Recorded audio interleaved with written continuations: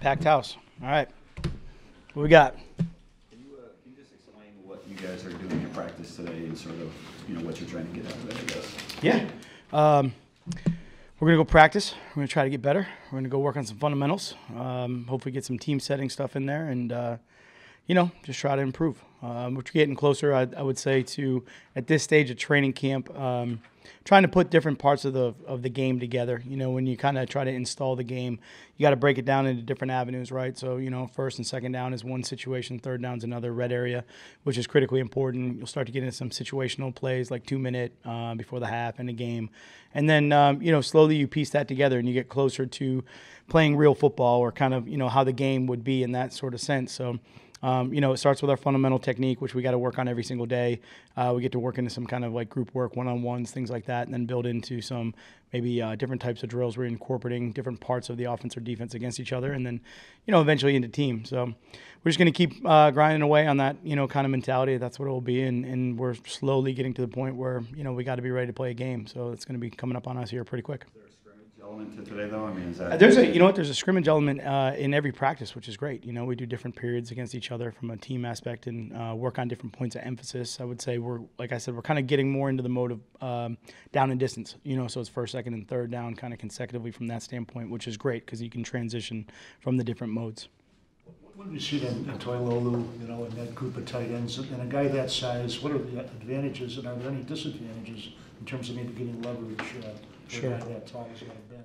Yeah, I mean, he's actually he's been phenomenal since really the spring, just completely buying in and trying to do everything that we want to do. I think it's been maybe a little bit different than what the program he's been used to, but work hard, doesn't really say much, just kind of grinds it out. He's a giant of a man. He's huge. He's got, he's big, long arms, and he's got great leverage when he bends down into football position. He can really kind of, generate a lot of power and drive from that position because he is athletic enough to do that. He's, through the course of training camps, really worked hard to learn the different, types of tight end positions. There's kind of maybe 2 or 3 variations of what those positions are. And basically from a standpoint of the run game, he's done a good job with his technique. He's, like I say, he's technically really sound. He's obviously been in the league for a while. He does an unbelievable job with his hands. He really get his hands on the defensive players and to be able to control them and then, sustain those blocks from the run game standpoint. And then also obviously a matchup issue from a pass game.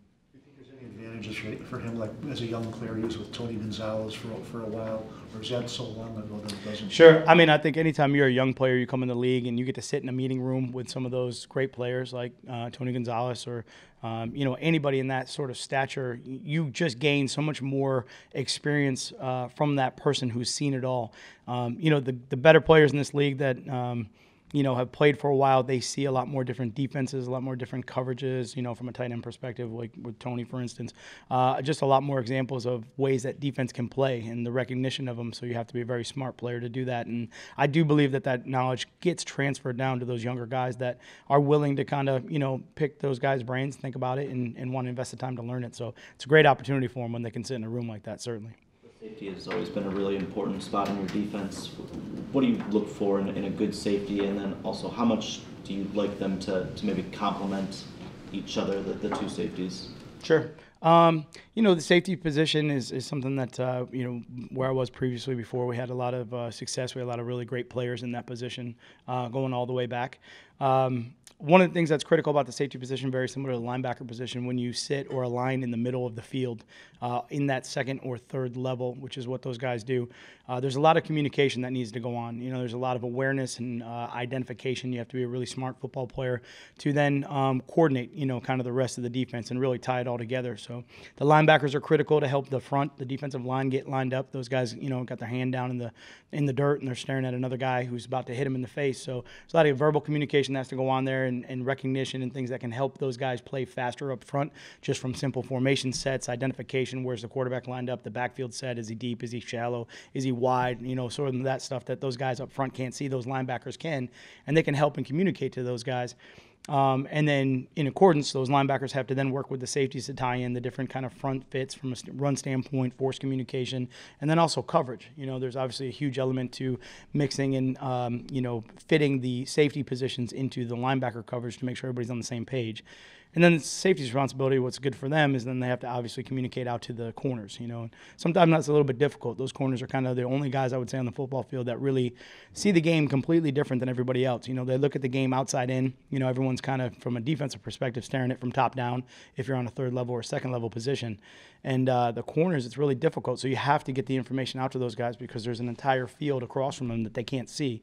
And you got to really, you know, be able to give them some awareness. So intelligence would be the number one thing right there. Recognition, you know, just being a smart student of the game. And then the thing about, you know, safeties is there's really, you know, we're going to be down in the box some. We're going to be in the deep part of the field in some of those situations, and you have to be able to adapt. You know, part of that is obviously the run game. So those guys that are down closer to the run, those run fits move pretty fast. You know, you stand behind those offense and defensive linemen, you try to decipher where those backs come through. That's a huge skill set, and it's great, you know, to have those guys that have good vision and can fit those plays. So it's a really complex, you know, position. It's, you know, one of the ones along with the linebackers that we often refer to as the quarterback of the defense. Linebackers have had some chances out there to cover the running backs when they're split out wide. Seems like something you probably need to do a lot more every year. Yeah. Just curious, I'm assuming most of those linebackers don't have the cornerback technique necessarily, so are there one or two things you try to really pinpoint on there? Yeah, you know what? Obviously, you know, good observation from that standpoint. The game in general, from an offensive perspective, I think there's just those running backs that you see on every single team where the coordinators are trying to use them in different space plays, you know, situations, whether they're free releasing from the backfield or they line them up in what we call empty, you know, or they might have two running backs in the game where they try to get them out there in a matchup. It becomes a matchup game at that standpoint to see if the quarterback feels that he's got a one-on-one situation that he can win with. So we certainly need to prepare from that standpoint defensively if that comes up. And then what are the different scenarios that, you know, are along with that? So the techniques are a little bit different. I would say running backs, for the most part, have different route trees or route concepts that they run than wide receivers. So, you know, the corner comparison's a little bit, I would say, not necessarily apples to apples in that case. But there certainly are a set of routes that the running backs can run. The different types of running backs that are out there, we'll treat them all differently based on that. So we need to get a lot of reps at that. It's a big part of the game. You know, it's just what people do nowadays, and you don't want to get stuck in it and then have somebody get cut loose and then obviously give up a big play, which is what the possibilities are in that situation. Matt, how are you accounting for the new NFL helmet rule in your drills? And Sure. You talked about the fundamentals earlier. Yeah, I mean, again, for me, the helmet rule, it's really just going back to obviously trying to emphasize the safety for the players and trying to teach them continually to teach them, because I think we always have, to teach them to hit and tackle in the proper position, make sure they're not using those parts of the head that obviously have been identified as injury risk situations, and keep them out of those positions. So certainly are coaching it, you know, a lot every single day, making sure that they understand the importance of it and how critical it is for them to be in those situations. The film is great for us. The more we kind of get into live, I won't say live, but more realistic football situations, we obviously can talk about approach angles, you know, and how to keep your head out of those certain situations. And then the biggest thing I've tried to do is really, I would say, condense some of those more live type situations into a smaller space where the collisions aren't necessarily as, you know, violent in that situation, decrease the time and space part of it, and just teach the fit, so that eventually when we get to that point where, you know, all the time and space come back into it, that hopefully they revert to the muscle memory that teaches them to be in that proper alignment. You haven't had a preseason game yet, so you'll see how it's officiated a little bit more when you get to that situation. As a coach, what are you thinking about in terms of how they're going to call that? Yeah, I can't predict to you how anybody's going to do anything. So, I mean, I'm not going to sit here and say that I know how they're going to call it. We're just going to try to coach it, you know, the way that the rule is written, and you know, make sure that the players are safe. That's the best thing we can do.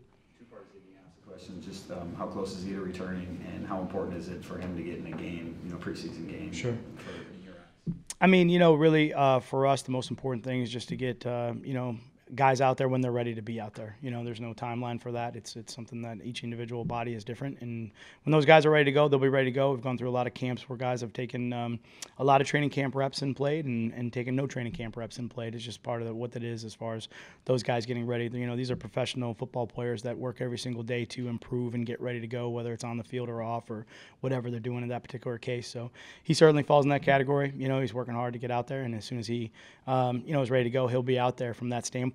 But we're really focused on the guys that are on the field. That's the most important thing for us right now. There's nothing more important than making sure we're trying to improve those guys that we're out there coaching from a fundamental standpoint and a technique standpoint. Just keep working with them. So.